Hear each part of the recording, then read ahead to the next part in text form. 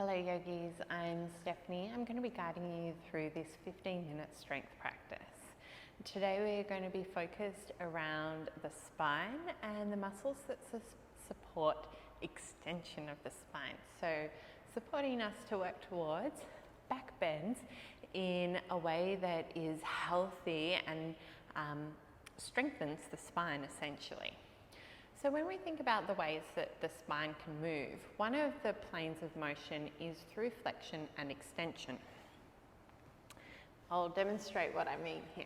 So we can actually have a little feel as we take a seated cat-cow.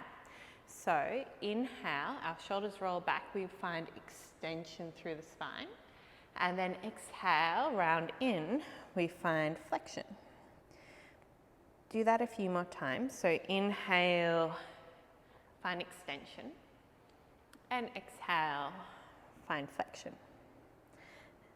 Inhale, extension, shoulders draw back, chest lifts, and exhale, flexion.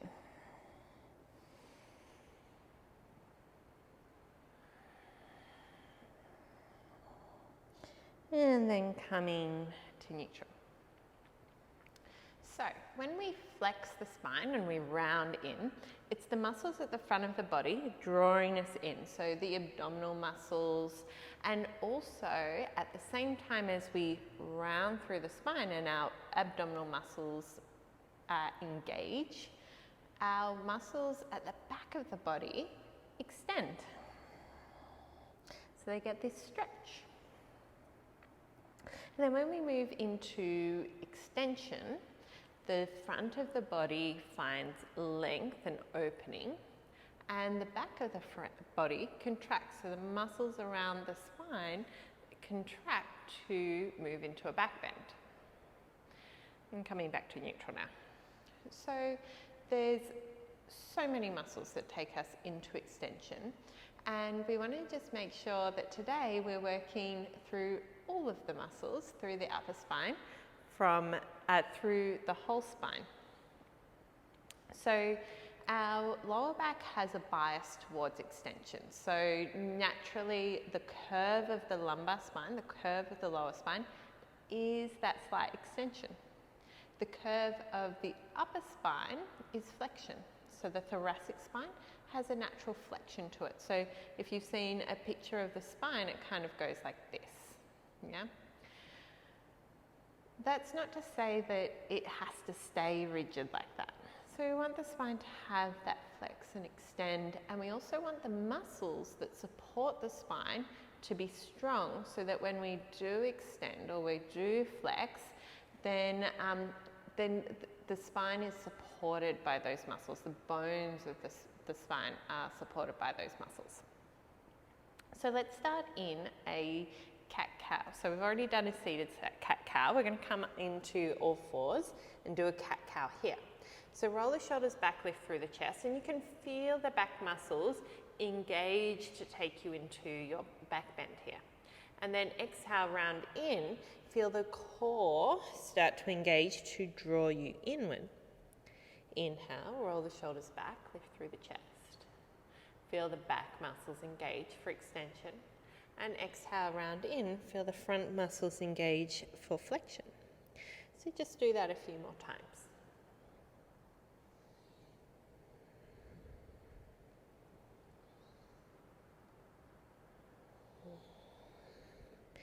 And then come to neutral. So now we're going to just work the muscle, or wake up the muscles of the spine in a neutral position for the spine. So at all fours, we're going to press into the hands, press into the shins. So the neutral spine, the lower ribs are in, the belly's engaged, and right leg extends back, left arm extends forward. So we're getting this engagement through the back line of the body. Then bring the left hand down, right knee down. Again for the left side, so press into the hands, press into the shins, core is engaged, left leg extends back, right arm extends forward. Good. Hand comes down and knee comes down. Let's move on to our bellies. So slowly lowering yourself down onto your abdomens. Press the tops of the feet into the ground. We're going to come to a cobra pose. So roll the shoulders back, squeeze the shoulder blades together. So even this is engaging the muscles around the spine. And then start to lift your chest slightly off the ground. Hands can hover. And you might notice where the intensity of the work is here. So can you feel particular muscles engaging to lift you? And exhale, release. So depending on where you have a strength bias, you should be feeling this a little bit more towards the upper spine. Yeah, let's do that again and see if you can feel into that. So roll the shoulders back, lift through the chest, squeeze the shoulder blades together, and just feeling into where you're feeling work to lift you up. And then exhale, release. This time we're going to lift the legs and see what engages for us to lift the legs. So, upper body remains still. Engage the inner thigh. Start to lift both feet off the ground, legs are strong. And feeling how or where your body is working to lift the legs. And then release. So hopefully this felt a little bit closer towards the lower back. So it's those muscles that support the lower spine to lift the legs. Let's do that again. So inner thigh engages, legs lift. Press the big toe knuckles together, see if you can lift them a little bit more. Maybe you can actively engage the lower back to lift the legs a little higher. And then releasing down. You can take a little wiggle of the hips to release any tension there. And then let's bring the hands forward. So we're going to, it's almost like a Superman. So reach the arms forward. And this is a little bit like the all fours position we did before. So we're going to lift the right leg, left arm. Back down. Left leg, right arm. Back down. Right leg, left arm. Back down. Left leg, right arm. Back down. One more time each side.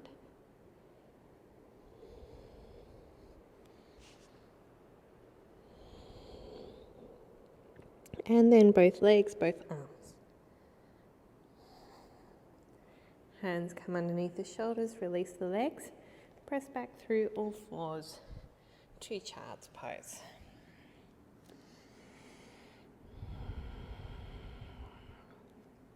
So a child's pose is nice and neutralizing for our spine.